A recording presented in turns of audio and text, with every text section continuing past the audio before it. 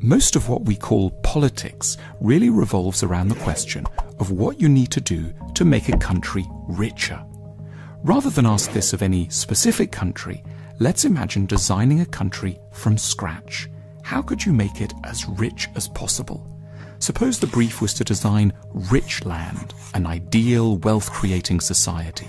What would be the chief characteristics you'd need to build into this society? What would a nation look like that was ideally suited to success in modern capitalism? Traditional economics guides us to 8 core requirements for rich land: military security and law and order, lack of corruption in institutions, low amounts of red tape around employment legislation and taxation, a technically well-educated, mobile, flexible labour force, a high-grade infrastructure and good telecommunications, fair, transparent and competitive markets, reliably enforceable contracts, and low corporation tax, probably between 10 and 15%. But aside from these 8 factors, there is one thing that invariably makes a critical difference to the wealth of societies, what we might call cultural factors. To make rich land properly rich, you'd need to ensure that a number of cultural factors were firmly embedded in the national mentality. Here are some of these wealth-inducing attitudes. In rich land, at parties, the first thing people want to know is, what do you do? According to how you answer, people are either delighted to see you or swiftly abandon you by the peanuts. In rich land, what's on your business card is simply who you are.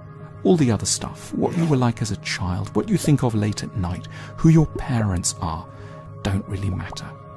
In rich land, friendships are usually linked to work and involve covert status rivalries. If you fall behind, your friends might drop you. You have to invest an enormous amount of effort in your career, not merely to make money, but so that you can have a functioning social identity, so that people will be nice to you. In rich land, parents place a tremendous emphasis on educational achievements. Children come away feeling not just that it's nice to do well in exams, but that they are more lovable human beings, more worthy of existence if they triumph at school, especially in maths and science. You therefore learn early on that love comes from successful performance. The more you achieve, the kinder people will be to you. In rich land, everyone is encouraged from a young age to imagine that they might one day, perhaps by around 33, be the richest person in the country, if they work hard. Posters of rich and famous people adorn the walls of primary schools. The national anthem is called "I Can Do It," an ecstatic rendition of human possibility. This keeps the workforce highly motivated. Dreams of successful entrepreneurship abound, but by middle age, most people in rich land have, by definition, failed to measure up to the exalted hopes once placed in them. They keep their regrets hidden, however, and are quietly prescribed tranquilizers and antidepressants. People don't sleep very well in rich land. They're often up at 4 a.m. Their worries all relate to their careers. That's because market capitalism in rich land is very efficient. Efficiency means constant innovation and rivalry. The weaker players in any field are always driven out of business swiftly and without mercy. The stock market is ruthless about punishing underperformance, normally on a quarterly basis. In rich land, everything is geared towards the needs of the consumer. There must be low prices, there has to be excellent customer service, shops have to be open at all hours, there can be no sacrosanct high holidays or weekends. Even though most people are both consumers and producers, in rich land they're taught to think of themselves primarily as consumers.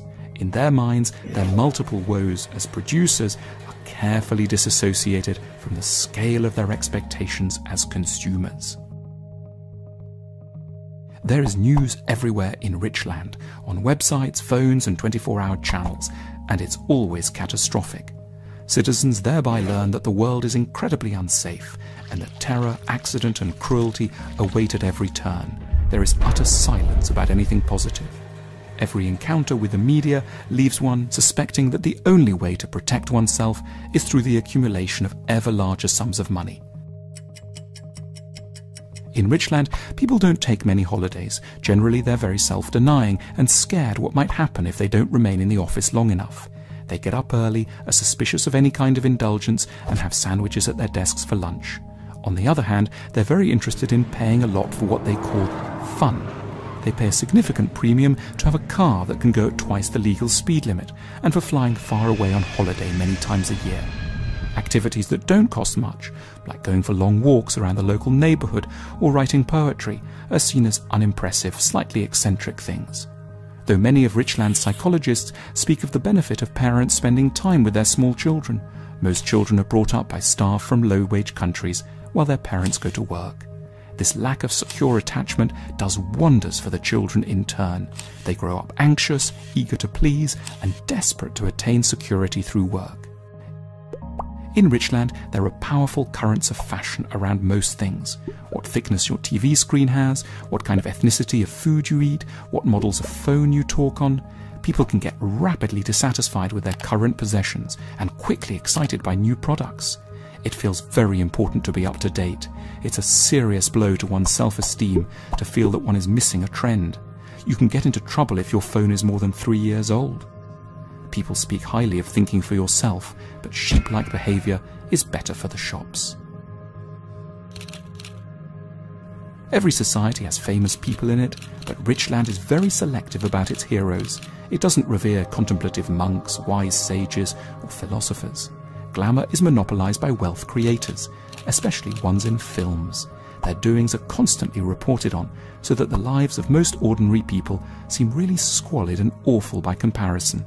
News of the famous means that people try much, much harder to work and improve their apparently miserable lot. Richland is seen as a very fair place. If you work hard and are clever, you'll get there. There's no nepotism or insider trading. The playing field is level. That's a lovely philosophy for the winners, but more punitive for those who get left behind. They are termed losers and are judged personally responsible for their own shortcomings. It's a culture that's very hostile to the idea of luck. You're the author of your own fate. If things go wrong, don't blame anyone else. There's a very high suicide rate in Richland. In Richland, there's no religion that energetically promotes spiritual goods and sees kindness or wisdom as superior to wealth or power. In general, people are secular and mock the religious. But insofar as some people do believe, the God they believe in is remarkably materialistic. It's a chap in the sky who believes in rewarding those who are good with dollops of money. Richland has very bad weather.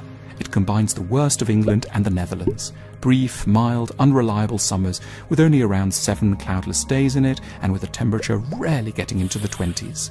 Then come long, endless, dark winters with gusty, icy winds and low, heavy cloud. As a result, the natural world delivers a constant reminder that delight is never freely and bountifully provided by nature. Good things don't grow on trees. Only unremitting human industry can provide salvation. The citizens of Richland can certainly be envied for their wealth. Their shopping malls are extraordinary and their restaurants truly superlative. But they do also have to be a little pitied for some of their 4 a.m. anxieties, for their relentless doubts about their careers, and for the worry that no one can really like them outside of what they've managed to achieve this quarter.